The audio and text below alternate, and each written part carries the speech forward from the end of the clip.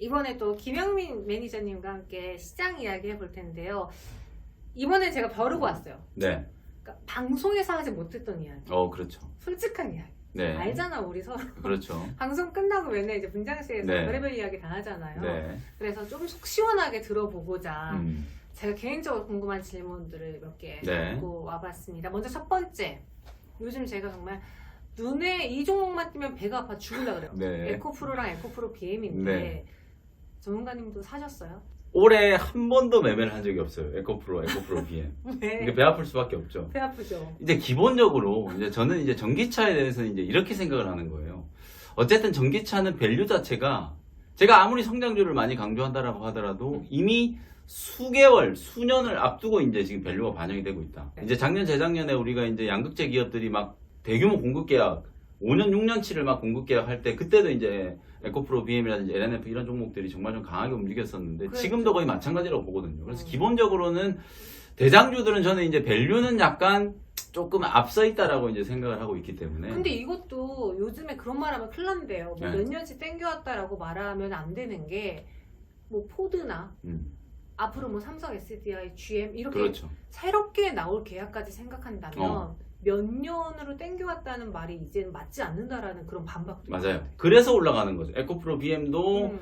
이제 다 올라왔다. 이제 여기도 위험하다 이랬는데 지난주 금요일 날 GM이랑 또 삼성 SDI가 5조짜리 뭐 합작해서 만든다. 이런 얘기 나오니까 또 거기서 한 40% 급등해버리잖아요. 미쳤어요. 이게 그런 이제 흐름들 자체가 사실은 일단 기본적으로 외국인들이 일단 전기차 소재 종목들을 워낙 좋아하고 지금 공급망과 관련된 이슈가 작년부터 전 세계적으로 지금 제조기업들 입장에서는 상당히 좀 화두거든요. 네. 근데 그 공급망 이슈 속에서 특히나 우리나라가 이제 반도체라든지 전기차 쪽은 가장 핵심적인 공급망의 지위를 지금 점하고 있고 배터리 소재는 더더군다나 지금 중국 쪽 물량들을 다 배제해야 되는 상황이잖아요. 그러면 대체할 수 있을 만한 기업들이 뭐 우리나라 기업들밖에 없기 때문에 그래서 이제 외국인들의 시선으로 봤을 때는 대한민국 주식시장에서 살만한 종목이 뭐가 있을까 하면 1순위가 이제는 삼성전자가 아니라 에코프로 BM, LNF, 에코프로 이런 종목들이 된 거죠. 진짜 많이 컸다. 네, 그렇기 때문에 지난번 녹화에도 말씀드렸던 것처럼 지금 에코프로 그룹주들이 에코프로 BM,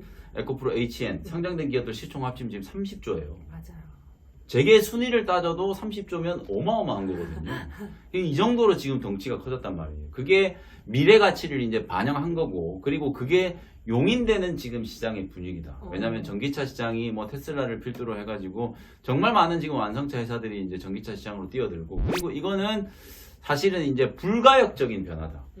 되돌릴 수 없는 변화. 2030년이 되면 정현 씨도 전기차를 탈 거고, 그쵸. 저도 싫어도 전기차를 타야 돼요. 왜냐면 이제 내연기관차가 없어질 거기 때문에. 그래서 이건 불가역적인 변화기 때문에 메이저들도 특히나 이제 또 기관 외국인들 큰 돈을 주무르는 매니저들도 배팅할 명분이 확실한 거예요. 그러니까 공격적으로 정말 무식하게 사버리고 주가도 이제 무식하게 올라가는 거죠. 이게 좀 미리 예측하기는 어려웠었던 걸까요? 예측하기가 어려웠다기보다는 일단 기본적으로 연초에 시장이 이렇게 강할 줄 몰랐던 거죠. 일단 로봇 AI 관련된 종목들이 이제 급등하기 시작하면서 일단 성장 섹터에 대한 이제 투자 심리가 되게 빠르게 호전이 됐고, 그리고 이제 전기차 관련된 종목들이 외국인들이 이제 집중적으로 1월 달에 이제 매집이 되기 시작하면서 그때부터 이제 주가가 올라갔고, 그리고 지금 3월 들어서서는 이제 수급의 변화가 나타나고 있는 게 지금은 기관 외국인들은 계속 팔아먹고 있어요. 네. 근데도 주가가 올라가는 이유는 오케이. 개인 투자자분들이, 그래서 제가 이제 약간은 좀 가열이다 이런 얘기를 이제 요번 주부터 말씀을 좀 드리는데, 실제로 이제 기관 외국인들은 조금씩 이제 포지션을 줄이기 시작했고, 개인 투자자들은 그동안 이제 주식시장 거들떠보지도 않고 있다가 에코프로 BM이 막 시총이 20조가 넘었다더라, 전기차 관련된 종목들이 대폭등이 시작됐다더라 이러니까 이제 막 지금 이제 진입을 하고 있는 거거든요. 근데 저는 이것도 나쁘진 않다라고 봐요. 어차피 이제 손바뀜이 되는 과정이고 주가는 분명히 이제 더 올라갈 수 있는 여력도 있다라고 보는데, 어쨌든 몇몇 지금 과열권에 있는 종목들, 특히 네. 에코프로라든지 에코프로 BM, 사실 뭐 저도 지금 갖고 있지도 않고 매수를 할 생각도 없어. 아, 회원들이 뭐라 안 해요?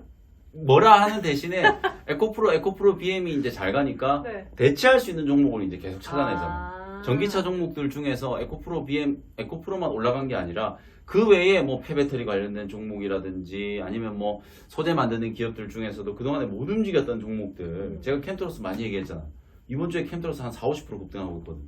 못 봤죠? 그러니까 이런 종목들이 움직이고 있기 때문에 그런 종목들을 이제 공략을 하면서 7,000원, 8,000원 하던 게 지금 캠트로스가 12,000원까지 올랐거든요. 이런 식으로 올라가는 종목들을 이제 열심히 찾아가지고 에코프로가 살아있기 때문에 이런 종목을 살 수 있는 거예요. 대장주들이 살아있을 때는 시장 대응하는 게 뭐 이렇게 생각하면 여러분들 좀 재수없다고 생각할지 모르겠지만 대장주들이 살아있을 때 이 순환매 사이클을 이용해서 매매하는 게 정말 편해요.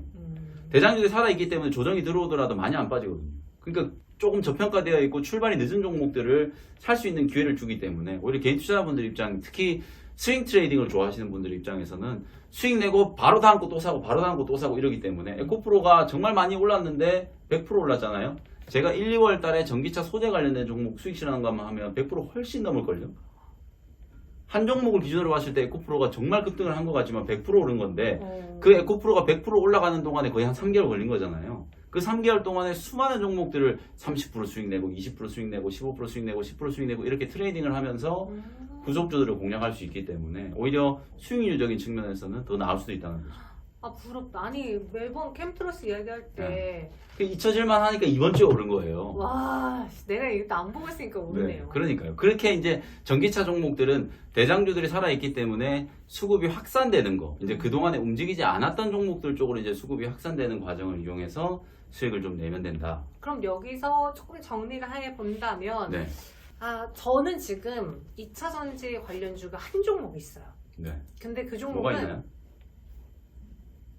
네. 근데 그 종목이 네. 마이너스가 되게 심했는데 네. 이제 수익으로 들어왔어. 네. 하지만 남들처럼 뭐 30% 50% 수익 택도 없어요. 그렇죠. 얘는. 맞습니다. 그래서 이런 아이들을 계속 들고 가야 될지 아니면 나도 빠르게 자르고 그렇죠. 높더라도 에코프로를 에코프로를 쫓아갈 살까.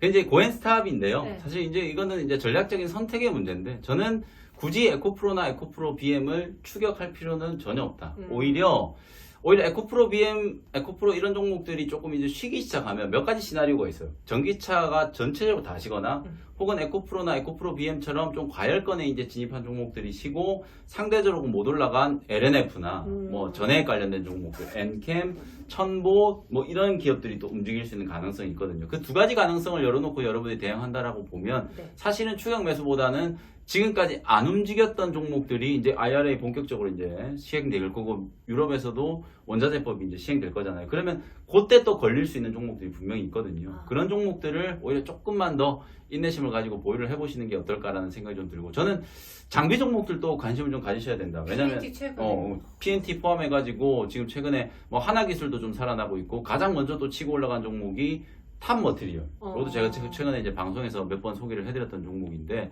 이번 주에 정말 불을 뿜고 이제 강하게 올라가고 있거든요. 이렇게 장비 종목들은 수주에 대한 기대감, 탑 머티리얼은 최근에 이제 대규모 수주가 공시가 먼저 나오다 보니까 가장 먼저 출발한 거예요. 근데 여러분들이 한번 생각해 보시면 지금 합작회사들 정말 많이 짓고 있고 공장 짓고 나면 뭐 하죠? 장비를 들여놔야 배터리를 만들든지 말든지 할 거 아니에요. 그렇죠. 그러다 보니까 올해부터 진짜 본격적인 이제 수주 사이클이 시작되거든요. 그럼 장비 기업들 같은 경우에는 실적 가직성이 상당히 높은데 지금 소재 종목들이 급등할 때는 항상 이 장비 종목들이 안 움직여요. 이 소재 종목이 이제 좀 치이다 보니까 오히려 소재 종목들이 쉬어가는 이제 시나리오를 좀 감안을 하면 이제 장비 종목들 중에서 뭐 원준이라든지 그 다음에 이제 방금 말씀드렸던 뭐 탑 머티리얼, 하나기술, PNT 뭐 이런 종목들이 대안이 좀 될 수 있으니까 그런 종목들 갖고 계신 분들은 조금만 더 기다리시면 그래도 좀 괜찮은 수익이 나올 수 있지 않을까 이런 생각을 좀 말씀드리겠습니다. 기다려도 될 종목에 실적 제 종목이 하나 지나간 걸로 알고 있기에 알았습니다. 버텨보겠고요. 네. 두 번째 궁금한 거. 네. 폐배터리랑 리튬.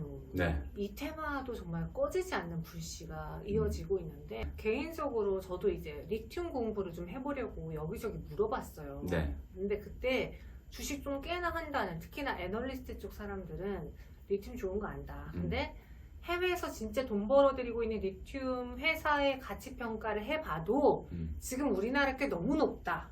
그래서 이건 접근하면 안 된다 그랬거든요. 그렇죠. 그러고 2배 올랐어. 맞아요. 죽여버리고 싶어. 항상 그래요. 이게 이제 제가 좀 트레이딩 측면에서 자주 말씀드리는 것 중에 하나가 주식은 절대로 이론적인 분석, 가치대로 따라가지 않는다. 근데 그렇게 해야 된다던데. 근데 이제 주식을 기본적으로 처음에 이제 배울 때는 뭐 가치도 좀 따지고 실적 따지고 미래 현금 흐름 따지고 그래서 적정 가치가 어느 정도니까 저평가다 고평가다를 이제 따져서 진입을 하느냐 마느냐를 이제 결정을 해야 되는데 실전에서는 오히려 여러분들이 잘 한번 생각해 보시면 돈을 벌 수 있는 것 자체는 가치 이상으로 주가가 올라가기 때문에 돈을 벌 수 있는 거예요. 적정 가치대로만 움직이면 재미가 없어서 투자를 누가 하겠냐 이거죠. 그렇네 또. 10배거가 나오려면은 적정 가치 이상으로 주가가 급등을 하고 오버슈팅이 나와야 대박 종목이 나오는 거고 여러분들 수익을 낼 수 있는 거거든요. 네. 주식시장은 그것 때문에 굴러가는 거예요. 이게 가치만 따라서 이제 매매를 하다 보면 방금 얘기한 것처럼 그런 오류가 생기는 거죠. 결국 이건 이제 시장의 트렌드고 첫 번째는 이제 폐배터리, 에코프로가 폐배터리잖아요. 사실은 폐배터리를 가장 먼저 이제 치고 올라가니까 못 움직이던 성일하이텍이라든지 그 다음에 코스모화학이 엄청나게 강하게 또 따라갔죠. 결국 이제 수직 계열화를 이제 만들 수 있는 게 중국 원자재를 쓸 수가 없는 상황이다 보니까 뭐 2030년 이후가 되면 폐배터리가 어마어마하게 쏟아질 거고 그 폐배터리를 재활용해서 다시 양극재 만들고 이런 소재들을 이제 개발할 수 있기 때문에 수직 계열화를 완성하기 위해서는 폐배터리 사업이 필수다. 그 논리를 이제 따라서 에코프로, 그 다음에 코스모화학 이런 종목들이 이제 급등을 한 거거든요. 그리고 리튬도 마찬가지예요. 어차피 우리나라에 이제 리튬이 많이 생산되지도 않고 네. 결국은 이제 다 수입을 해서 쓰거나 원자재를 이제 다른 나라에서 조달을 해야 되는데 그걸 이제 자체적으로 가공할 수 있는 기업들이 일단은 희소성이 있잖아요. 주식시장이 좋아하는 게 아까 새로운 거 그리고 희소성이 있는 거.